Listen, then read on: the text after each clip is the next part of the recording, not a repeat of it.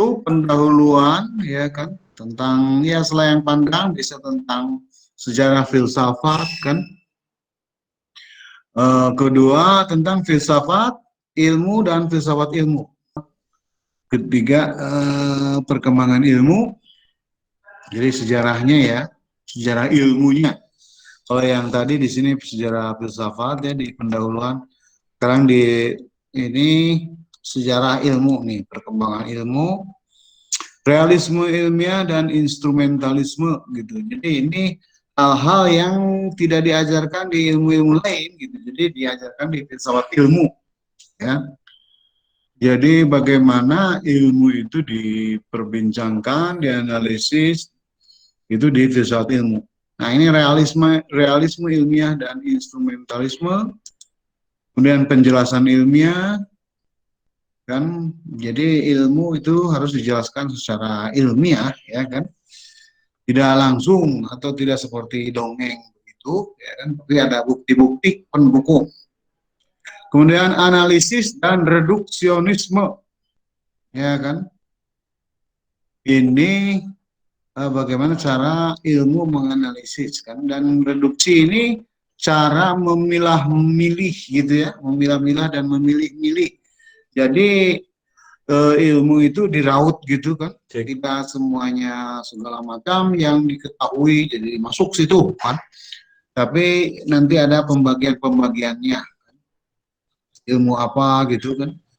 Nah, penalaran ilmiah ini reasoning, scientific reasoning biasanya ini tentang, nah ini ada hipotesis kan, ada verifikasi empiris, ada induksi, ada generalisasi, gitu. Ini diantaranya tesis Duhem-Quine, kemudian teori ketergantungan pengamatan. Jadi kalau ini ada hal-hal ini merupakan pendukung ilmu ya, pendukung menjadi ilmu, sesuatu itu menjadi ilmu. Koherentisme ini bersifat koheren, ilmu itu harus tetap begitu, koheren, setia asas, taat asas ya kan. Contohnya ini pisau cukur Occam, nanti dijelaskan. Kemudian objektivitas pengamatan dalam ilmu, jadi ilmu itu harus objektif kan, tidak subjektif gitu. Filsafat ilmu khusus yaitu di berbagai, misalkan ada filsafat kimia, filsafat fisika, filsafat psikologi, filsafat ekonomi, ya kan? Yang saya itu filsafat sosial. Kemudian ada yang bersifat Verstehen.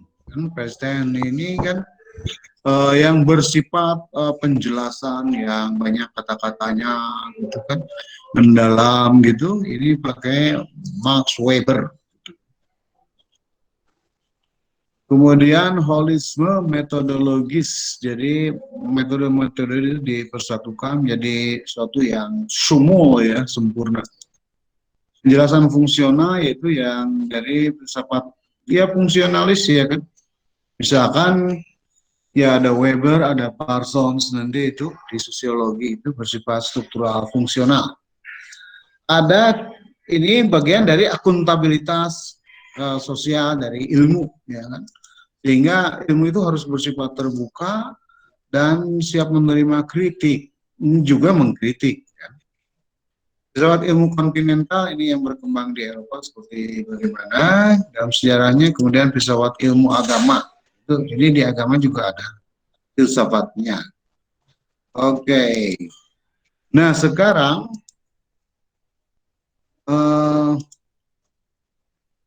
jadi intinya kan ilmu ini tahu kan, tahu, mengetahui kan gitu. Jadi bagaimana orang mengetahui sesuatu kan, lima itu ilmu itu artinya mengetahui, dan kemudian bisa menjelaskannya ke orang, bisa di storage ya, disimpan di perpus kayak gitu kan, bisa diambil lagi kan. Kalau di perpus itu retrieve. Kalau sekarang di internet ada banyak perpustakaan internet ya. Ada yang swasta, ada yang negeri, ada berbagai universitas kan. Jadi di dalamnya sekarang ada PDF-PDF kan, gitu dari berbagai Ya, bukti-bukti ilmiah. Nah, itu bisa dilihat di repositori ada. Nah, itu ilmu ya. Jadi dari pengetahuan, dari tahu dulu. Cuman tahunya ini kan ada yang berdasarkan apa dan berdasarkan apa, kan beda-beda.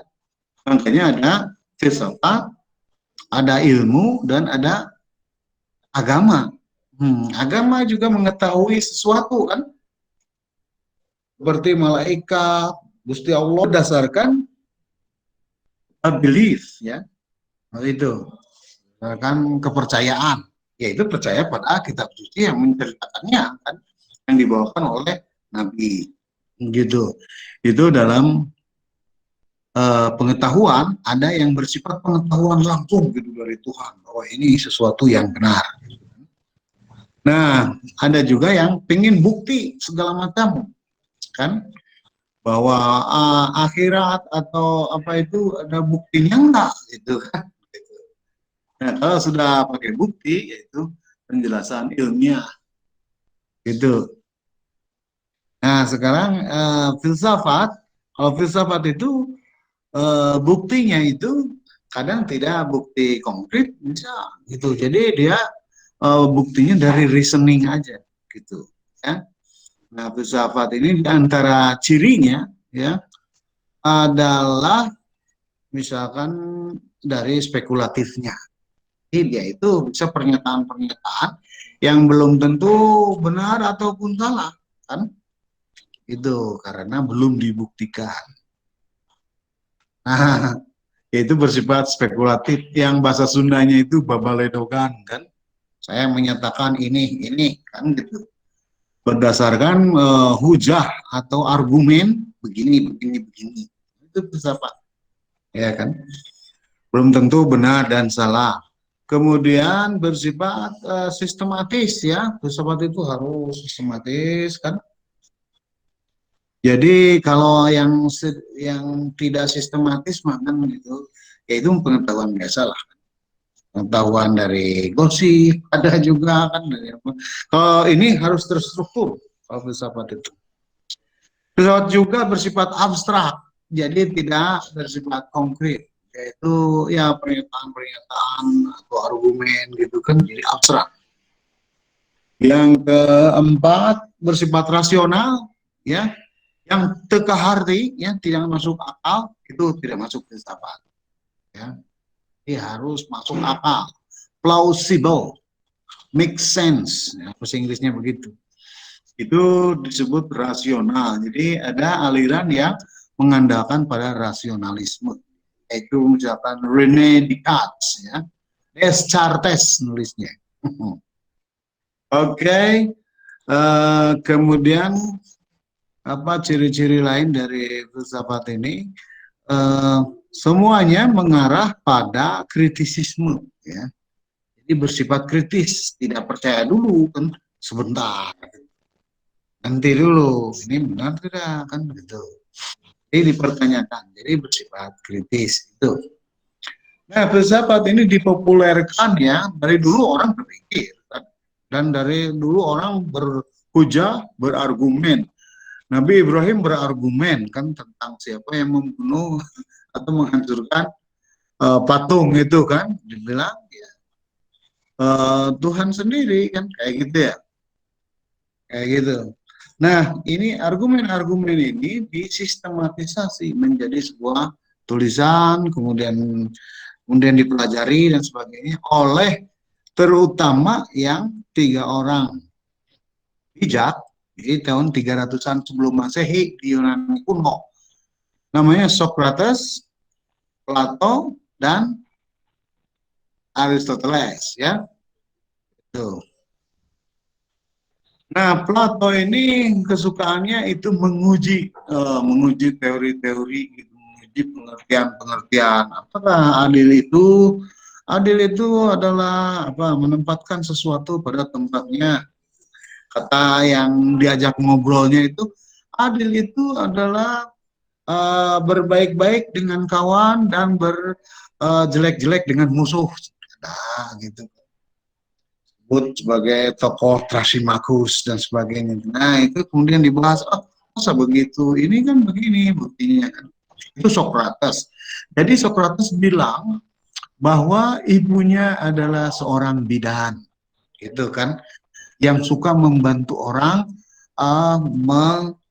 melahirkan anak. Nah, Socrates juga bilangnya saya juga bidan yang mencoba mengeluarkan pikiran, ya, gagasan, ide gitu dari orang. Tuh, jadi tugas filsafat menurut Socrates adalah bidan, jadi yang membantu melahirkan, berarti melahirkan ilmu. Jadi ilmu filsafat, ya, pengetahuan berbasis filsafat adalah berbasis rasional. Yang kedua, yang berbasis ilmu itu adalah yang tambah empiris, ada buktinya. Jadi dimengerti, logiko kan, hipotetiko kan, ada hipotesisnya, ada logikanya, kemudian verifikasi.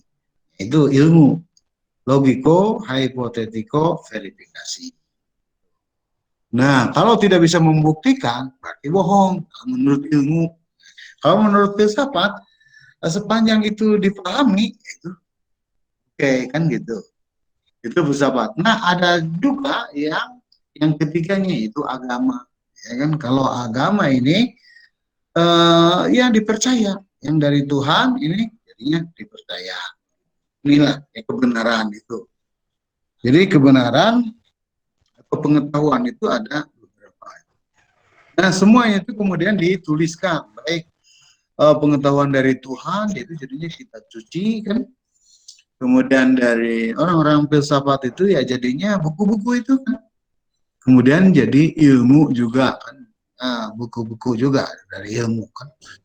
Nah, jadi kalau bukunya dibuang dulu atau dibakar zaman bakar diruntuhkan ya, itu tahun 12-an dulu oleh orang Mongol, ya ilmu jadinya hilang. Gitu kan, begitu pula filsafat. Nah, beruntung bagi umat Islam yang di luar istana, itu ada ulama-ulama. Sehingga masih bisa belajar, gitu kan. Terutama belajar agama kan, untuk keselamatan dunia dan akhirat, gitu. Jadinya orang Islam banyak yang anti filsafat karena ulamanya kan dulu ulama yang bukan di istana, karena filsafat belajarnya di istana.